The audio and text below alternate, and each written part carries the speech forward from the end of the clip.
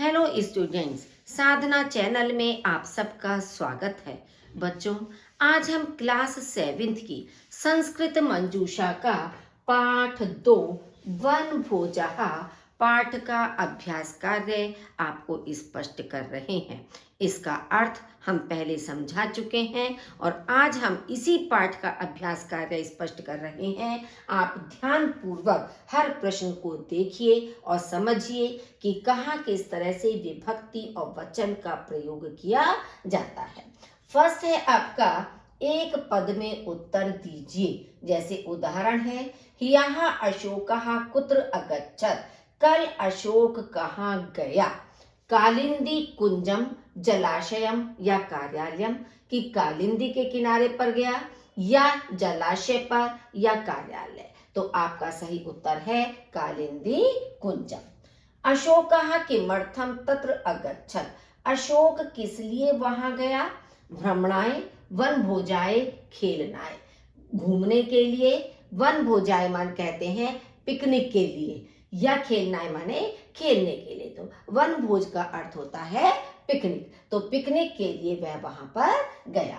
सह केन सह अगच्छत्, वह किसके साथ गया। जनकेन सह, पिता के साथ। मित्रेण सह, मित्र के साथ। परिवारेण सह, परिवार के साथ। तो वह वहां पर परिवार के साथ गया। उद्यानस्य परिसरे कः अस्ति, बगीचे के परिसर में कौन है या क्या है। कार्यालय, विद्यालय, जलाशय। तो उद्यान के परिसर में जलाशय है। कल हंसः कुत्र तरन्ति, कल हंस कहते हैं बत्तखों को। बत्तखें कहाँ तैर रही हैं। जलाशय यानी कि तालाब में या जलाशय में तैर रही हैं। जनः किमर्थम उपवने आगच्छन्ति, लोग किस लिए बगीचे में आते हैं। भ्रमणाय, भ्रमणाय का मतलब घूमने के लिए। लोग बगीचे में घूमने के लिए आते हैं। जनः कस्य शोभां दृष्ट्वा हृष्यन्ति, लोग किसकी सुंदरता को देखकर प्रसन्न होते हैं। उद्यानस्य यानी कि बगीचे की सुंदरता को देखकर लोग प्रसन्न होते हैं। विद्यालयेषु कदा अवकाशः भवति, विद्यालयों में कब अवकाश होता है या छुट्टी होती है। सोमवासरे, सोमवार को। रविवासरे, रविवार को। बुधवासरे, बुधवार को। तो विद्यालय में छुट्टी हमेशा रविवासर यानी संडे में होती है। एक वाक्य में उत्तर दीजिए। अशोके, देखिए यहाँ पर स्पेस आपका कम है बच्चों, इसलिए इन प्रश्नों के उत्तर हमने नेक्स्ट पेज पर आपको दिए हैं। तो सेकंड क्वेश्चन आप देखिए यहाँ पर, मंजुषात उचित पदम आदाय रिक्त स्थान पूर्ति कुरुत, कि यहाँ पर आपके कुछ शब्द दिए हैं। उपवने, जलाशयस्य, उद्यानस्य, उपवनम, कुसुमानी और जलाशयः।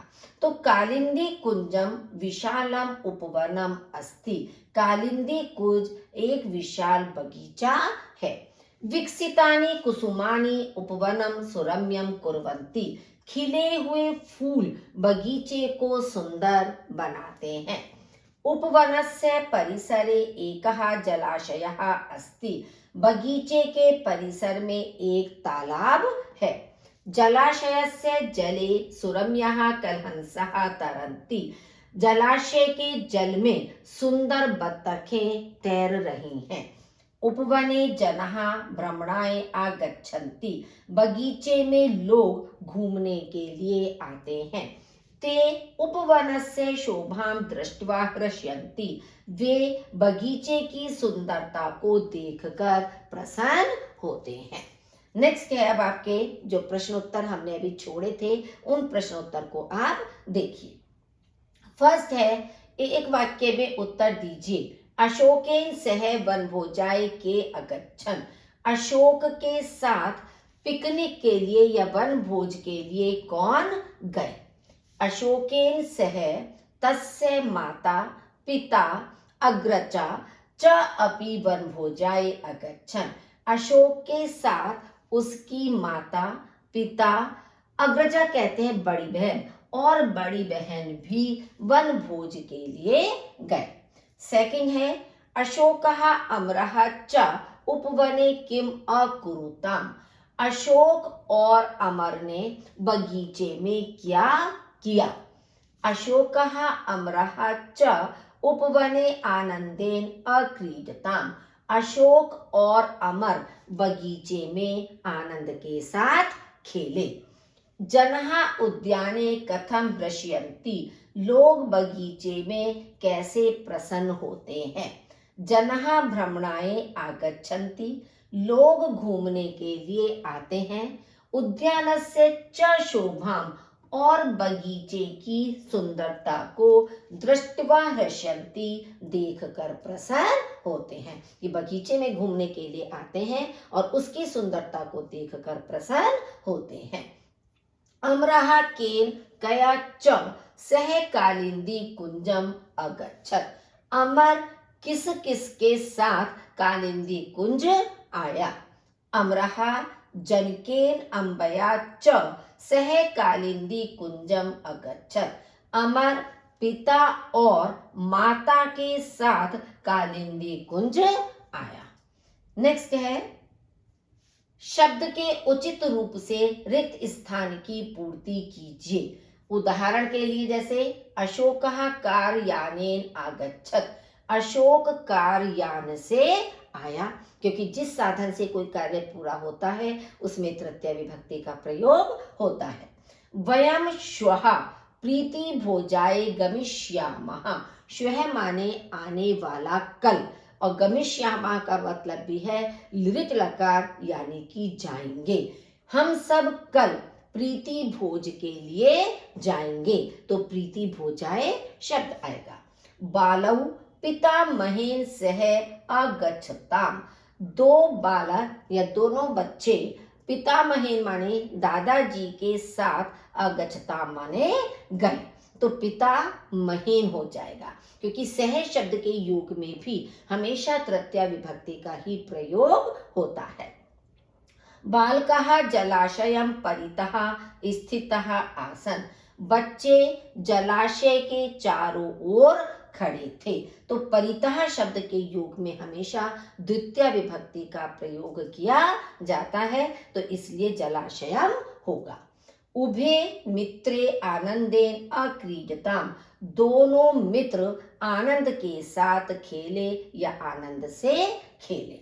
जनः उद्यानस्य शोभां पश्यन्ति। लोग बगीचे की शोभा को देखते हैं। शोभा माने शोभा को द्वितीय विभक्ति का एक वचन।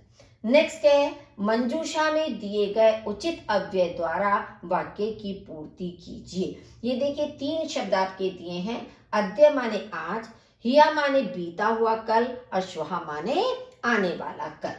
उदाहरण है यह रविवासरः आसीत्। कल रविवार था। आसीत का मतलब है लंग लकार यानी कि भूतकाल का शब्द है था, तो इसलिए हिया माने बीता हुआ कल, कि कल रविवार था। हियः सः पुस्तक मेलकम अगच्छत। कल वह पुस्तक मेला गया, तो अगच्छत क्योंकि लंग लकार भूतकाल का शब्द है, तो यहाँ पर यह बीता हुआ कल आएगा। श्वः अहम प्रीति भोजाय गमिष्यामि।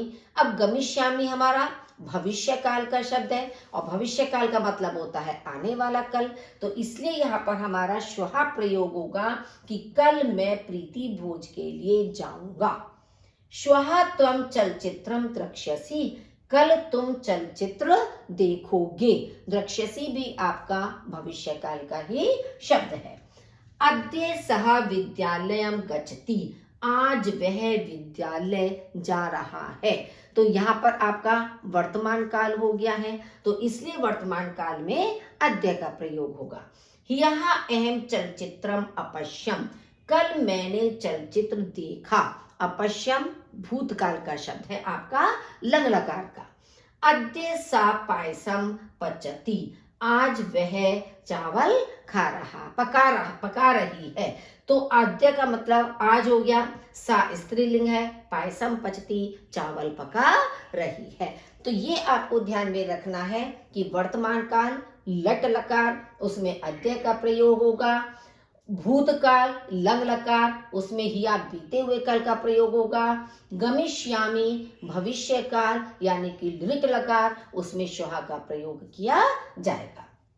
नेक्स्ट है निर्देशानुसार परिवर्तन करके वाक्य को पुनः लिखिए। जैसे स अलिखत, अब हमें बहुवचन जो हमारे ब्रैकेट में शब्द दिए हैं उसी के अनुसार हमें परिवर्तन करना है। स अलिखत उसने लिखा, अब हमें बहुवचन में प्रयोग करना है तो सा का बहुवचन होगा तहा, सा ते तहा, तो तहा बहुवचन हो गया। क्रिया भी हमारी परिवर्तित होगी, आलिखत आलिखताम आलिखन, तो तहा आलिखन हो जाएगा।